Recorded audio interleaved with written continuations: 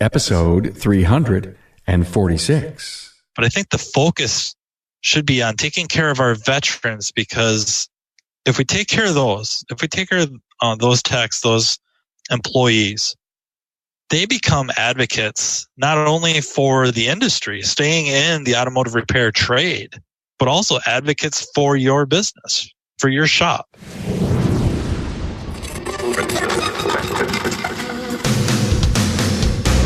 Welcome, Aftermarketers, to Remarkable Results Radio.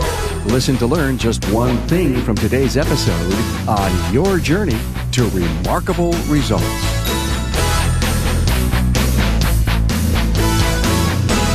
My guest, Matt Fanslow, stopped by for his second interview, one-on-one. Hey, Matt's been a great contributor to the Remarkable Results Radio podcast. He has a lot on his mind, and he and I work the interview and discuss entry-level wages, how we improve the value of our profession, the future of repairs diagnostics, and bonus plan. Carm Capriato here, and welcome to the premier award-winning Remarkable Results Radio podcast and episode 346. Hey, thanks to Federal Mogul Motor Parts for making this interview possible. When you need to search for parts, get the latest technical updates, or sign up for some Garage Rewards loyalty program swag for techs and shops, go to fmmotorparts.com. As we work as an industry to integrate ourselves into the education system and become more involved, don't hesitate to spread the word about the special automotive student podcast category that can be found on my website. I've created this special collection of podcasts for automotive students. It's a collection of must-listen interviews and roundtables that I've carved out so that automotive students can learn about the industry that they are about to build a career on. Tell your educator friends and college department chairs about this series. You can find it at remarkableresults.biz/student. Hey, check out the brand new podcast show called For the Record.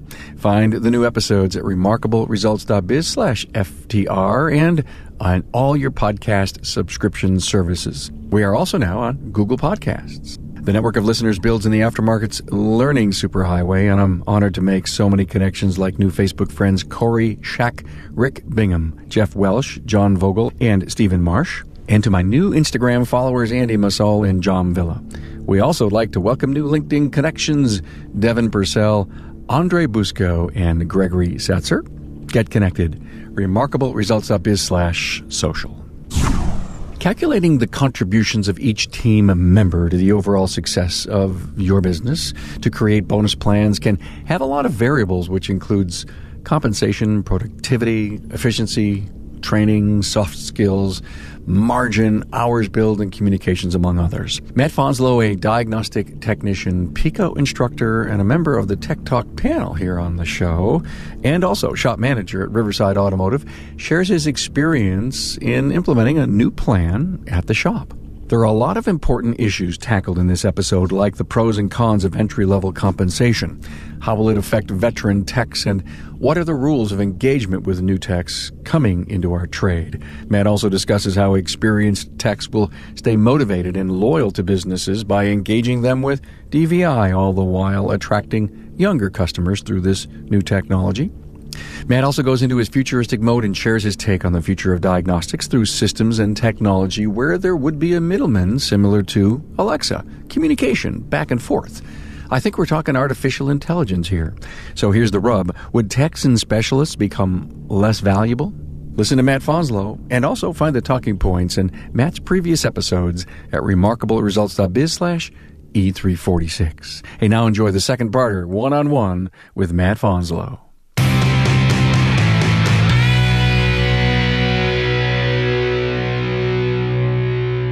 Hey, a warm welcome to Matt Fanslow. How are you, man? Excellent. How are you? Great. So you're closing up the shop today, and what was the first thing on your mind on your drive home?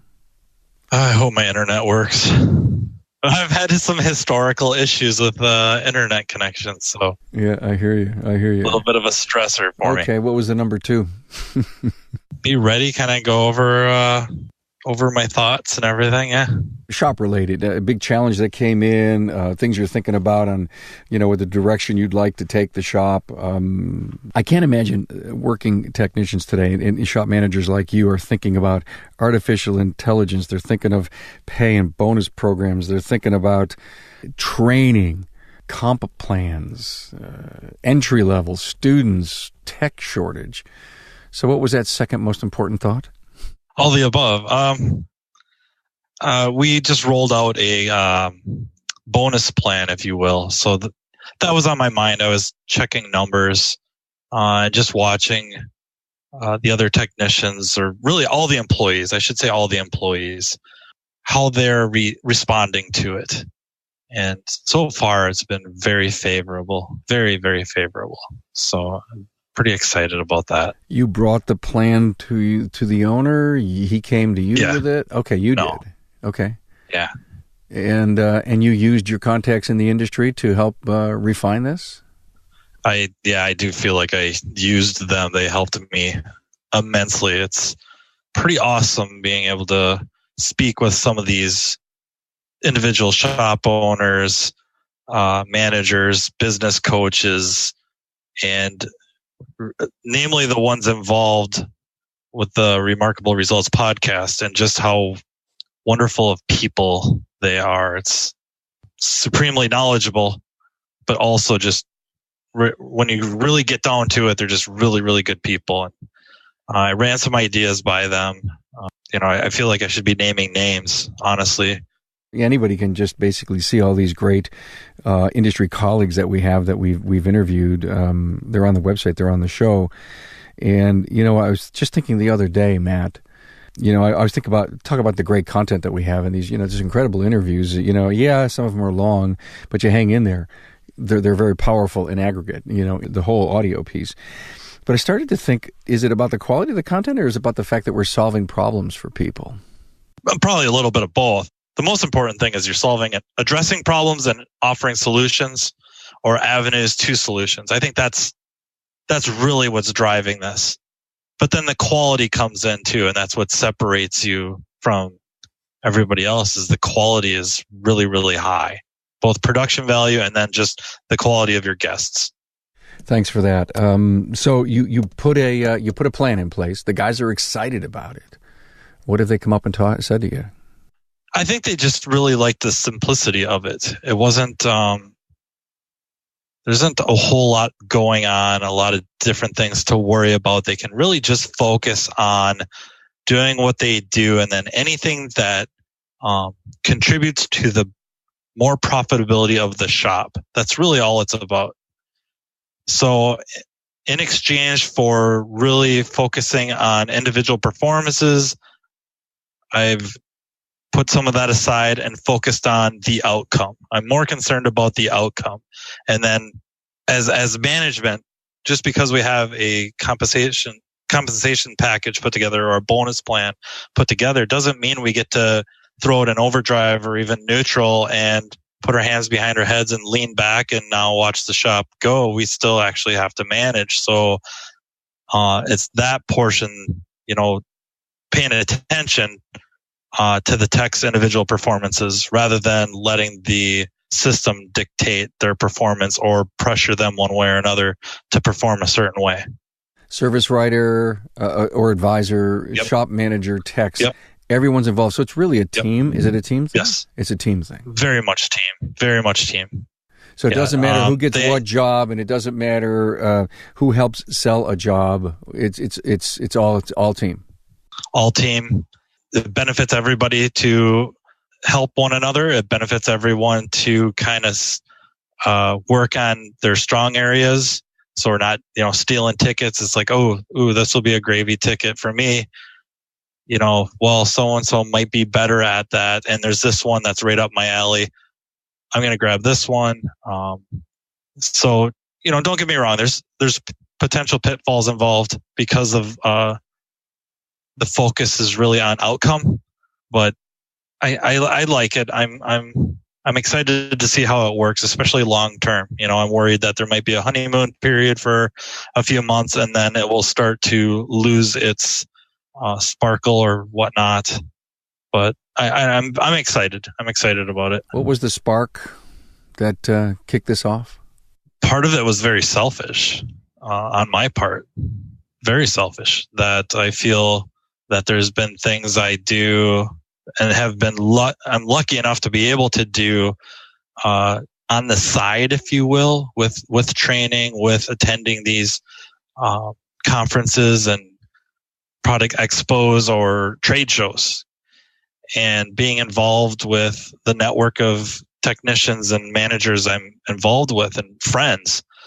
That gives me a lot of advantages, and really all of them go back to the shop because of those relationships, and it really helps the shop. Well, it's like, wait a minute. I was feeling a little concerned about that goes unrecognized. So now it's really anything I can do to help grow the shop, grow the amount of profit the shop does. I get a piece of that, and that makes me feel much more involved, much more appreciated, I guess, if you will. Was it a hard sale? Maybe the first initial pitch, but after he went and I think thought about it a while, and it wasn't just me. It was for everybody involved, service advisor technicians. After he thought about it a while, he came back to me and said, sit down with me and go through this again. And that went really well. And then I think the general concept of having a plan was then sold. Now, how are we going to go about doing it? And when I made it all about profit and I considered the break-even point of the shop, like nothing happens until we hit this break-even point. It was just a wave of relief. I could see, going over them was just this wave of relief that, okay, I'm not going to go backwards. The shop's not going to go backwards. There's real reward or reason for everybody involved, the entire shop, to work together to keep growing that business, become more profitable, turn out good work. You created an engagement atmosphere, and it's really not hard to manage behaviors if someone's not living up to what we need to do as a team. It's easy because that person's either putting in the bottom line or taking away from it. Yep. And part of it is most of the people we have working for us are very good, motivated people. And unfortunately, a lot of businesses, not just small business, just auto repair, has a nasty habit of over time diminishing that motivation, taking that away, sucking it out of their employees. And it isn't just about compensation, although that's an important part. It's the environment and the shop culture and how everyone feels they're treated and appreciated, and their roles. There's so many. We could go a whole hour on just that, but it's just one more step in the right direction. Part of the reason I pitched it as being really outcome based or outcome focused is that I kind of start having problems where you start focusing too much on individual performance, and really it's individual contribution to a whole. And I feel like that can get kind of fuzzy, that it can get really difficult to truly understand any one individual's contribution to the entire profit or entire success of a business. And, okay, theoretically, you can calculate anything. There's nothing that can't be calculated, theoretically. But let's pick on the weatherman. They make predictions, and sometimes they're wrong. Sometimes they're really wrong. Then you might say they can't calculate the weather, and the reason is they don't have enough information to make that calculation and to make it very accurate. Another example would be the Chinese space station when they had that come out of orbit and crash to the Earth. They didn't really know where it was going to land. They couldn't pinpoint, it's going to land right here and it's going to be within 3 meters. They couldn't do that.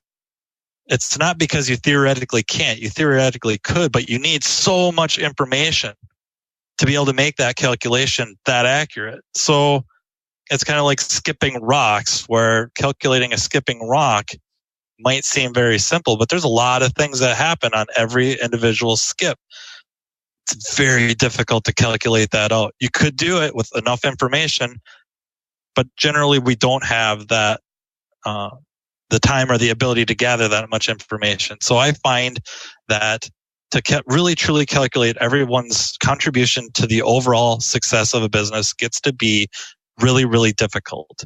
Because yes, we can look at hours turned or sales, but there's other things that go maybe intangibly that may seem small on one end up making very large impacts on the other end. This analogy led you to the team bonus then? Yes. Got it. To a little bit of criticism that I don't ignore. I know what I'm doing, or I don't want to say I know what I'm doing, but I know that I'm intentionally ignoring some things, focusing on the outcome. But I feel like it gives everybody a chance to reap the rewards to their overall contributions. And some of that may seem, if you're really trying to look with a microscope, may seem insignificant, but, not to go all like chaos theory, but a butterfly flaps its wing in Beijing and it storms in New York rather than a sunny day. I love that analogy, by the way, the butterfly effect. I so love it. So love it. I have a video on that, actually. I just read something recently about simple answers, complex answers, and how some of us people, we desire, tell me more. I need to really understand. And some people say, fix it. Wait a minute. Stop, Matt. I'm good. Don't go too deep. I'm out of here. I mean, what do you see? I see most people on the other end of the counter, and even some people on our side of the counter, really don't know what is going on with their car, like technology speaking, or what it really went into to figure out this misfire or this electrical, parasitic drain. All the customer sees is that you put in $5 in parts to do a wire repair, but it took you 6 hours. And trying to explain to them that the sophistication and how complex this issue might actually have been and what it took to finally drill down to this issue, this culprit, really falls on deaf ears. And I just find that a lot of, and not just auto repair related, but even the most complex things, people want simple answers, and it doesn't always work.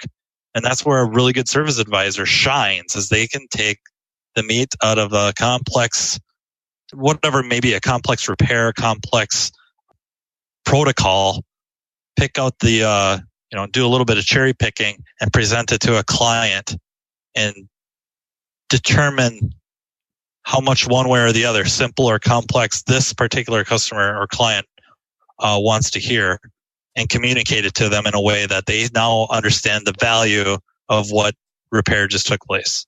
That's a talent. It could be a talent. It probably can be a developed skill if you take up, just listening to the podcast. I think following the advice of some trainers and business coaches, you can probably really develop that with like disc assessments, your own disc, and being able to identify a client's disc probably helps determine pretty quickly, do I want to be pretty simple or do I want to go really complex with this explanation? Do I need to call the technician up front to help me explain this? Or, I'm just going to really simplify this and they'll be ecstatic. Yeah, thanks for pointing that out. DISC is one of the most listened to episodes that we have. Anything we have to do with that human communication model, all I encourage people to do is go to the website, find the search button. Search bars are all over the place. Type in DISC and listen to everything that you possibly can. I remember going through in 1998 an assessment on this, and it was a 2-day class.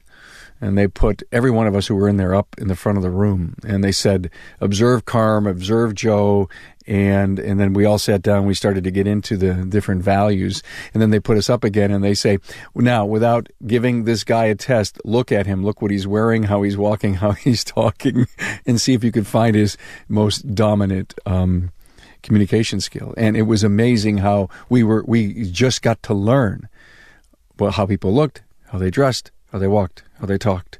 What was the world around them? Was it disorganized? Was it organized? Was it chaos? And it was amazing to learn that. And you're right.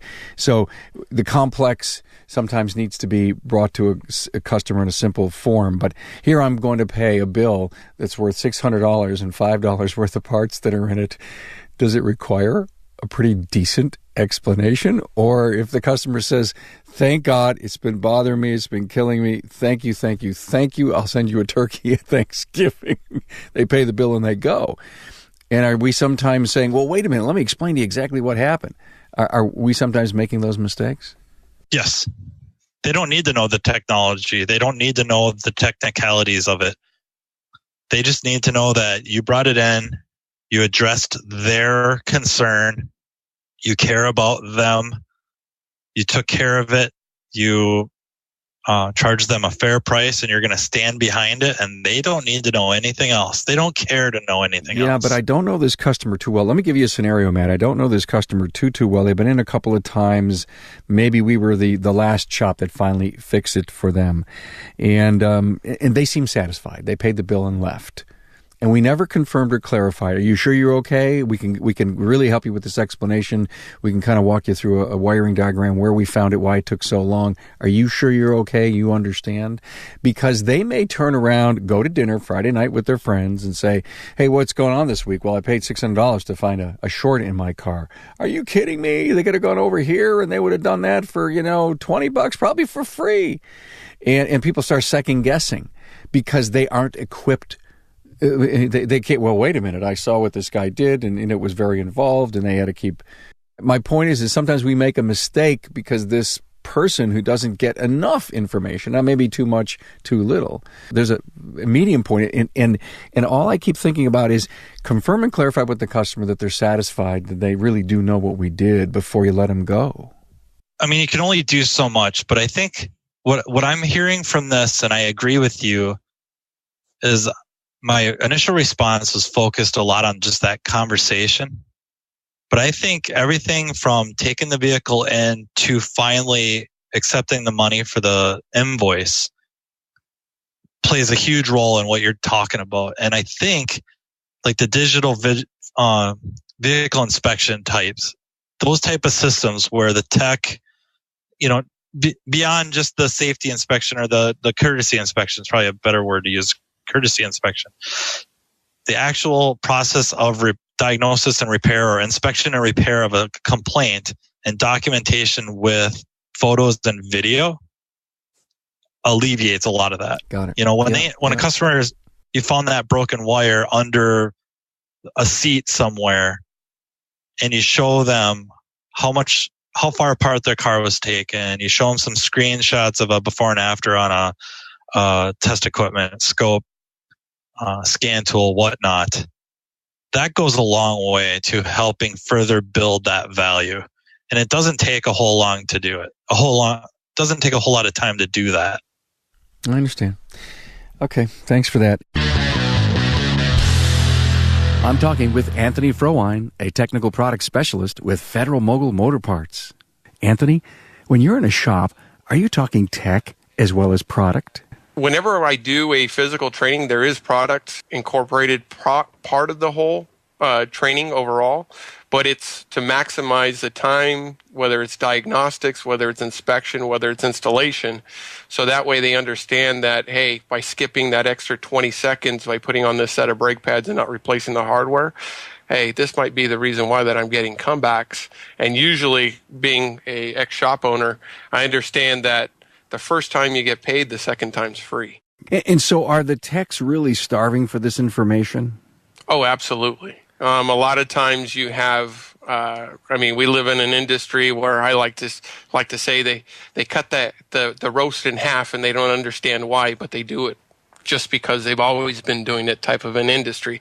So, to break it through that, they've been doing something for 30 years and they see as they haven't been doing anything wrong, but it starts to open up their eyes to, hey, you know what? It wasn't necessarily wrong, but there is a better way. So you're really talking to me about an aha moment.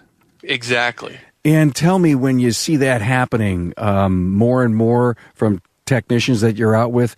How does it make you feel? Oh, it's awesome. I mean, you really feel like you're giving back to the community overall. But ultimately, the way I tell them, I look at every single vehicle that I worked on prior to, or I had my customer, just like I'd put my family in that vehicle. I look at it as I'm keeping everybody else that much safer because the job's getting done correctly. Federal Mogul Motor Parts' Garage Gurus is your go-to source for the vehicle training, technology, and answers you need to keep your next job on track. On site, online, or on demand, the Gurus are here to help keep your business and your career on the road to success. Visit fmgarageguru.com. Hey, you remember when you first joined the industry? Yes, yeah. Did they throw you out in the lube bay for 2 years and say, here, boy, you got to earn your way up? And did they say, by the way, we're paying you minimum wage? What was your entry into the industry like? And talk to me about compensation plans. My first auto repair job was at a Ford dealership, and it was new car prep. And then I really, really hammered on the service advisor and the dealership owner. So it was a small dealership. And honestly, I wasn't ready for the repair aspect. So I ended up going to deliver parts for CarQuest for, I think, almost a year. That, oddly enough, and that's while I was still in my 2-year. Oddly enough, that helped a lot. Just being able to go around, drop parts off, see guys working on vehicles, maybe ask a question after I built a little bit of a rapport with them, and then, going back to the parts side of things. Honestly, that helped quite a bit. You were going to 2-year school, though, post-secondary? Yes. Okay. Yeah. But no internship during the 2 years? No. I went to Tires Plus for a while. That was oil changes, tires, light mechanical. And the alignments, they would start giving me a little bit more and more. Way not in my interest. I had no interest in doing that stuff. Didn't intrigue me at all. A small repair shop kind of knew about me, and they just knew that I really liked diagnostics, drivability, electrical stuff. And then he hired me. It wasn't even so much an internship. They hired me at a less money than I was making at Tires Plus, but I was, still living at home. I had the ability to do this. I didn't need a ton of money to make ends meet. And that allowed me, they gave me a lot of rope to work through these problems, helped me where they could, but honestly, it was just let me figure my way through. And then that's when during that stint there, which ended up being like 7 years, but within the first year there, I went to a 3rd-year college course strictly on diagnostics, electrical, drivability.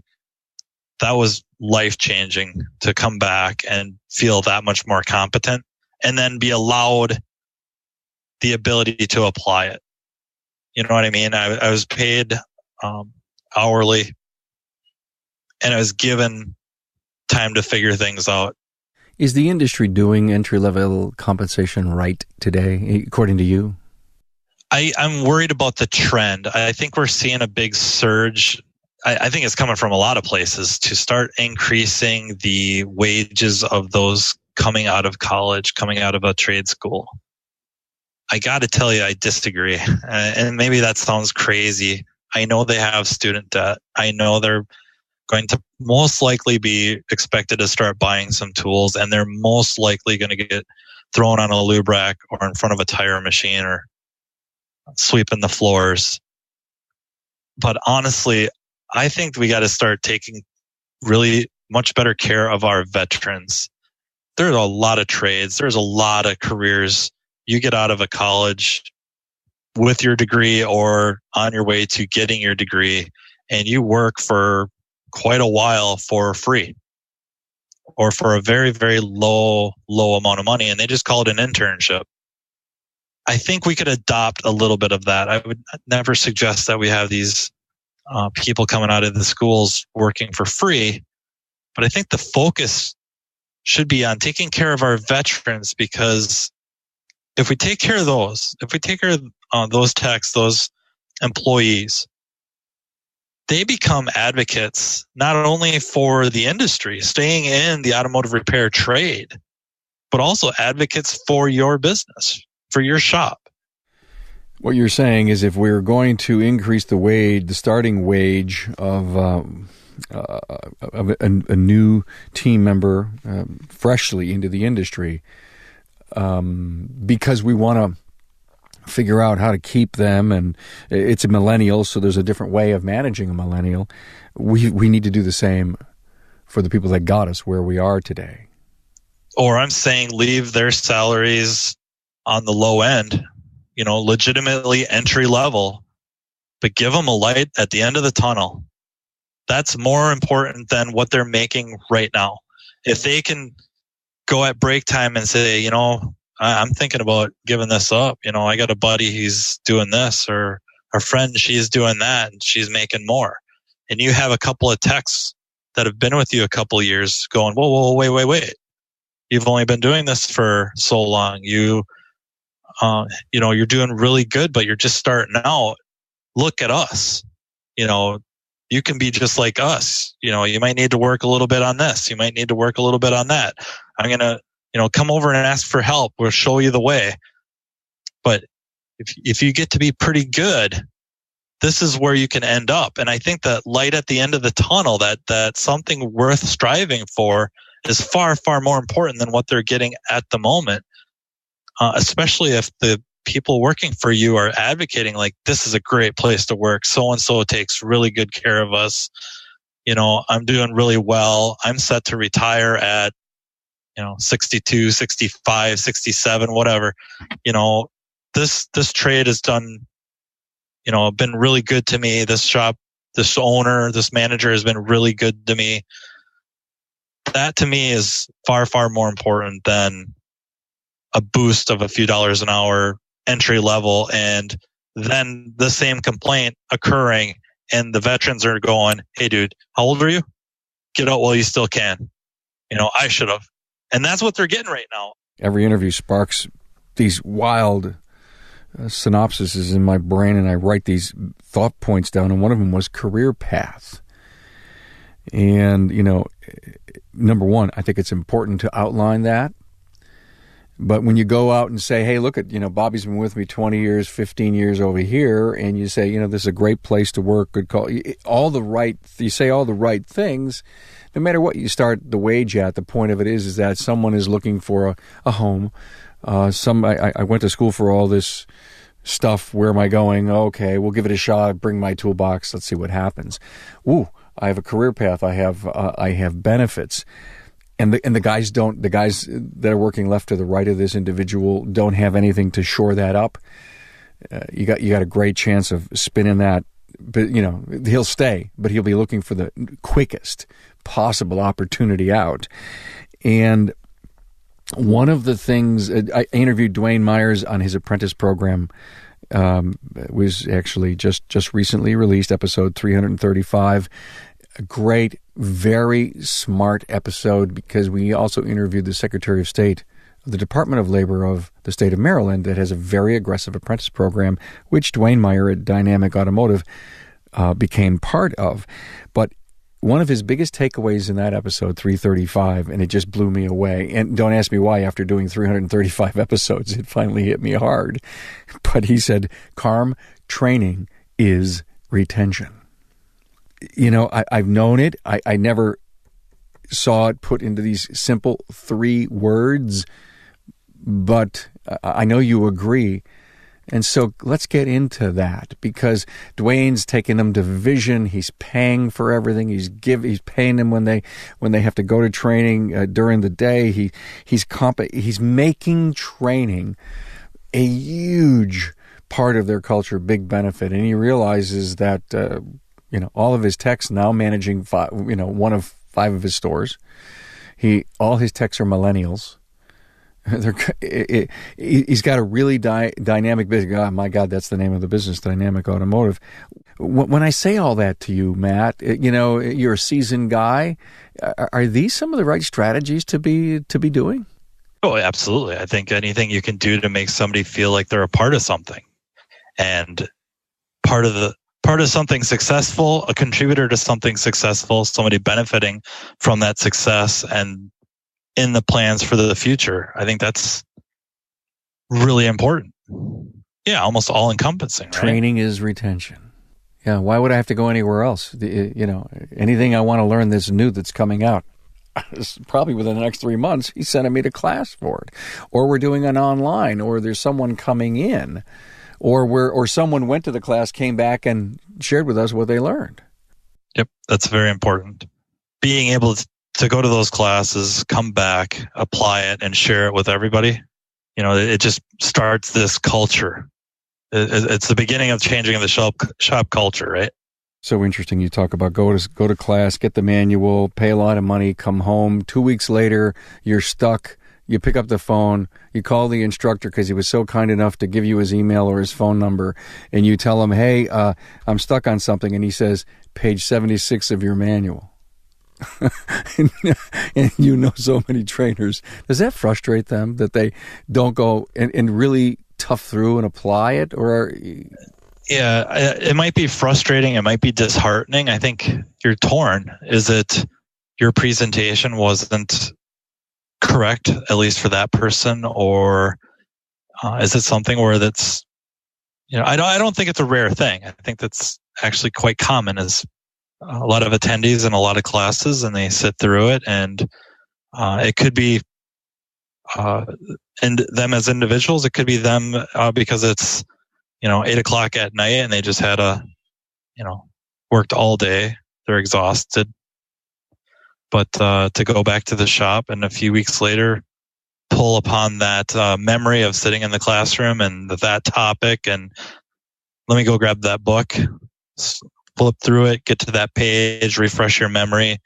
I think it's actually quite common that happens, that people are running into issues that they've talked about in classroom not that long ago, or even, I guess what's considered not that long ago, months. Even if it's 6 months ago, to recall that you were in that class, that you have that book somewhere fairly accessible. Maybe the shops need to add a little bit of a multimedia room, they used to call them, right? Yeah. They had all the old motor books lined up. Well, they might have to bring that back. And of course, the DVD of My Cousin Vinny. Yeah, exactly. But yeah, to go pull that book and refresh, and then go at it again. Unfortunately, it's just not that uncommon. We were just talking a little bit about explaining some complex issues to a customer, and it got me to think about: is there value in complexity today, where the shop shines when we can fix a problem like that? Oh, yeah, definitely. Reputation-wise, you start to get that reputation as being that shop, right? It might not even be the complexity of the car or what you're doing specifically to fix the car. I think there's reputation built up by having technology there that helps with that communication with the customer, be it a shop management system, be it a digital vehicle inspection system. That builds trust, that builds that reputation, depending on your clientele. Younger clientele starts to see this technology. They much rather communicate via text message or instant message of some sort. Am I going to go to shop A that's still handwriting invoices, or am I going to shop B where I drop my vehicle off, I can converse with them via text message even while I'm at work, because it's only taking me a couple of minutes. I don't have to sit on the phone. They send me photos. I can make educated decisions. Who are they going to go tell their friends about? So the digital experience really does bring differentiation and value. That's what you're saying? Yeah, absolutely. Okay.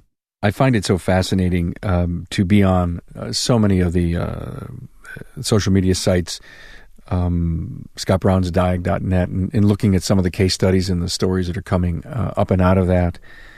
And I just sit there and I say, wouldn't it be something, if the common man could hover over some of the challenges that the diag techs really come, 4 hours later and they show you a picture of the burned out spot on the circuit board that they found, somewhere in the car, on the system, or in the door panel, or wherever it was. And the work that people go through. All that stuff's up on YouTube, but people think YouTube's a silver bullet. And how does that message get across to the consumer? How do we, as Bob Greenwood says, how do we make this a profession? Man, I think first of all, we have to see the value in it. And it isn't just that really, really tough problem, because I think that really, really tough problem, everybody sees the value in, especially if you get it, you figure it out. And especially if it's been around to a few different shops. I think the client sees the value, the shop sees the value. What we're pretty good at devaluing is the check engine light that's diagnosed in 15 minutes. Like, we just click that over as being easy. Now I feel bad about charging X amount of dollars or time to figure that out, where the client may not be paying you for the 15 minutes you spent on the car. It might be the 15 years you invested in training and experience to be able to figure this car out in 15 minutes. And recognizing the value in that. But it isn't just diagnostics. A lot of times I keep defaulting back to diagnostics because that's kind of my life. But we do it on everything. We do it on tires. Look at what we have to do for tires nowadays. Some of these tire machines to do the low profile tires. It's a lot of money, and it takes skills to do that. You can't go grab somebody off the street and put them in front of the machine. Okay. Most machines, and have them doing tires.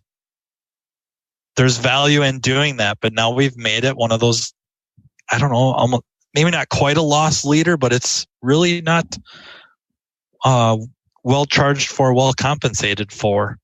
And tires are one of the more important things on a vehicle, right? Thanks for reminding me about that. I hit a pothole and got a flat in the Lowe's parking lot a few weeks ago. It was 10 o'clock at night and it was raining. So I opened my glove compartment, called Geico and said, come and help me. They said, because I live in the country, right, Matt? They said, nobody will dispatch. Nobody picked up the dispatch, so we have to do it in the morning. Ann had to come and get me. Had to go back the next morning. And here it is, the daylight. And I probably could have gotten the jack out and done it myself. I get all that now that it was during the day and, I didn't have a flashlight or anything with me. But I let the guy come because I was on the docket. He lifts up, he does everything to do everything right at the car, and he takes off the tire. Low profile, right?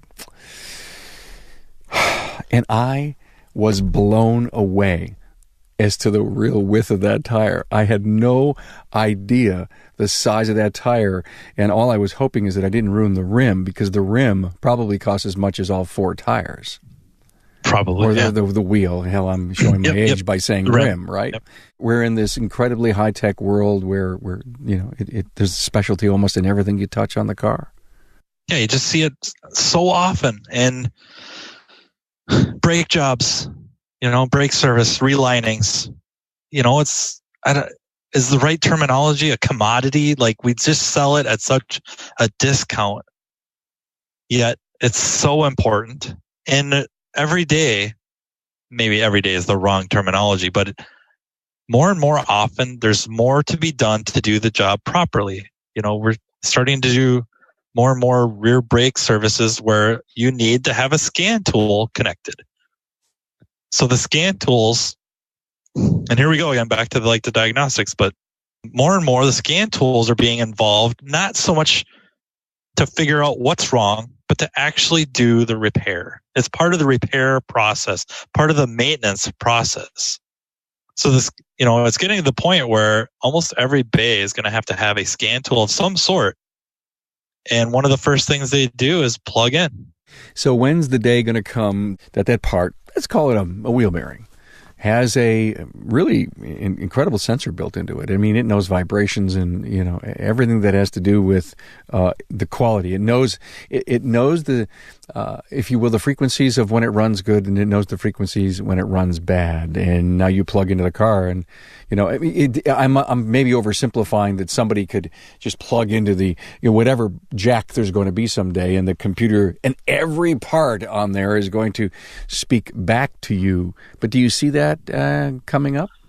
Maybe not to that level, but where you're going with that, I think you're onto something. Is there will be more sensors around a vehicle, almost like a nervous system, reporting. And we're kind of heading down the road of artificial intelligence. And we might as well wake up to the fact that it's coming. And, I don't want to put timetables on things because I don't know. I don't know. But just with the technology that we have, it's pretty amazing what they're doing. I'm not trying to change the subject. I think this goes in line. There's been a few car accidents with autonomous vehicles. And I'm not saying they're purely artificial intelligence, but with those vehicles are not marketed as being fully autonomous. They're not sold that way. Yet clients have been driving them. Car owners have been driving them for quite a while with a lot of confidence in that system. You mean level 3s? And then, level 3s. Yeah. Okay. Level 2s, level 3s. They're driving them with their hands off the wheel. They're not reading the paper, not paying attention. They're supposed to still be paying attention, but they're not. And that's not because I think they're ignorant. I think they've been lulled into confidence. The system has proven itself to be reliable until it isn't.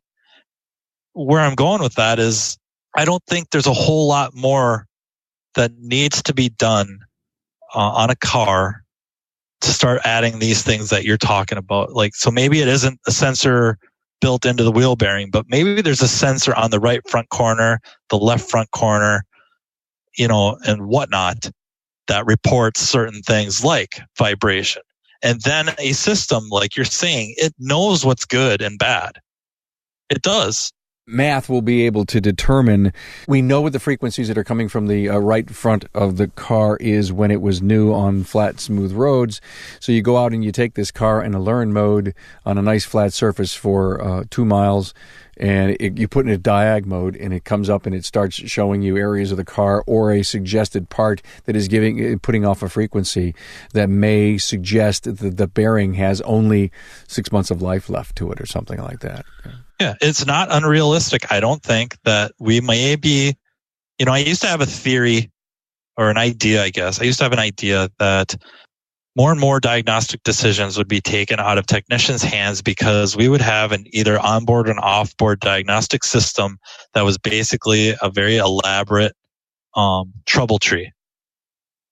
That it would go through the steps and the tech would essentially just be the gopher. That is absolutely going to happen. It will happen, and I think it might actually be on the car to the point of we may be holding conversations with an Alexa type or Google Duplex type.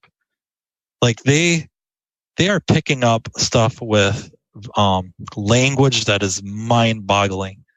The conversations these can have. And I don't know if you've ever played around on some websites that they have the virtual assistants for the text messaging. You can have quite the conversation with them, and it's hard to tell if it's a human or not, and it's not. It's a program. It's a system. So I very much see the time where we're pulling a vehicle in, and it's going to be like something out of Knight Rider or Iron Man, the first Iron Man movie where Tony's working on his hot rod and Jarvis is there commenting about the vehicle and showing a breakdown of the engine live. And maybe it's 20 years away, maybe it's 50 years away, maybe it's 5 years away. I don't know. Bosch recently announced an AI system called Charlie. I spoke to the public relations people at Bosch about doing an interview about Charlie, and Charlie is really designed to be running a dealership network for total soup to nuts, A to Z, north to south, east to west, inside of the dealership when it comes to customer service, productivity, triage, texting, intelligence, TSBs, and everything. It is a fully, and I've read about it, and I'm just seething to want to get someone on from Bosch to talk about what this means. And, and who knows, maybe it'll find its way into the aftermarket. But if those are the kind of products that are being put out, then we have a very bright high-tech future going on. I mean, obviously, I think someone else will, capitalism says there'll be a competitor to Charlie, and who knows, maybe it'll be Lucy. And we'll have other pieces of software that do that. But do you envision, I mean, do you ever just sit here looking, I wish I could have my augmented reality glasses on, hovering over this engine and actually pointing out exactly where that circuit I'm looking for is? I'm torn about that because technology like we're talking about starts to devalue your top 1%, 10%, 20%. That's who it starts really taking away from, because what something like Charlie will allow is more generalization from the individual tech.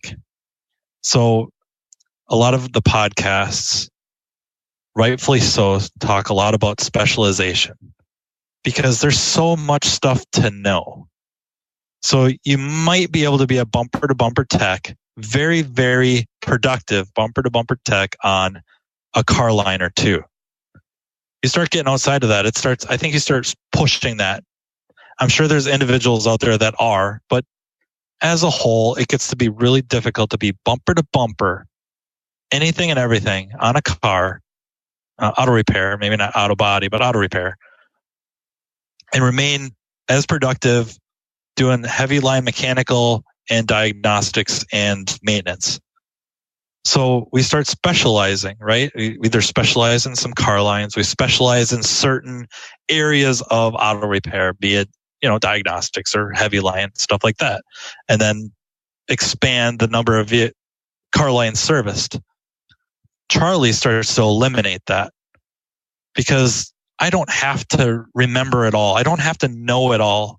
I don't have to remember that, oh, this is how this system works on this car line, but this is how this system works on this car line. Charlie does it. I don't have to remember. Well, now having somebody like me around is less valuable than before at the shop level. You'll be Charlie in charge. Yeah, it'd be nice. Has to be a human. I would hope so. I truly understand how you feel about that, but Matt, I think you better start getting into accepting mode because we may be getting ready to present your gold watch, but at that time, but the geek side of me just can't wait. Can't wait for the augmented reality glasses. Can't wait to have a conversation with the car about what's ailing it. That would be just mind-boggling and exciting. But, a certain realist of me, that's, I think Watson is presenting that to medical professionals where he's not going to wipe out necessarily the general practitioners. It's the specialists. That's where Watson will shine. If you look at the complexity of the human body, two models, we always talk about that, two models, and the ever-changing science that is happening in the world of medicine, and a system needs to be up on top of that, and it needs to understand the tests that are being done and the results and what they really mean in drug interactions and stuff. But, a Watson for automotive, think of the complexity, all the new stuff that's coming out every day. I mean, there's stuff being worked on in these brainiac labs and all of these, manufacturing facilities all around the country, and all the vendors that work in high tech with all the OEs. God, we know that Ethernet, all that stuff is coming. I can't imagine a computerization not being, an AI not being part of your diagnostic routine. If not, it goes back to specialization. Okay, let me just do Asian, and I'll be so good at that. And, here we have some friends of the podcast who've been on before that are going from an Asian to an all-model shop. I mean, because their customers almost demand it. So maybe a chain of, specialty shops where all my Asian geek diagnostic techs are in one place, and all my domestic are in another, but yet we're an all makes and all models place. We'll shuttle the cars wherever they need to be, but I know I'm going to be super efficient and effective in this place, and these guys are in deep into the pool on Asian, deep into the pool on OE, deep into the pool on Euro. I can't agree more. It is coming. There's a lot of really, really good going to happen because of it. Thanks for bringing your passion, your intelligence to the show. Thanks for having me again. Always love to have your contributions here, man. Talk to you soon, man. Hey, thanks, Matt, for your time and valuable lessons that can help educate technician, diagnostician, and shop owners alike. The future of our industry is arriving faster than we realize, and we need to stay ahead of the curve from an education, training, compensation, and mentoring perspective to keep the roles and the value of our techs and diag specialists strong. Hey, find the key talking points, additional bio information on Matt Fanslow at remarkableresults.biz/E346. Share and improve your career path by learning from the experts, the shops, the techs, and the coaches and the educators, the people who are driving the success of our beloved aftermarket. What a great resource with over 400 audio storybooks, including the Town Hall Academy lessons. Hey, talk to me. Carm at remarkableresults.biz. Hey, we'll talk soon. Thanks for being on board to listen and learn from the premier automotive aftermarket podcast. Until next time.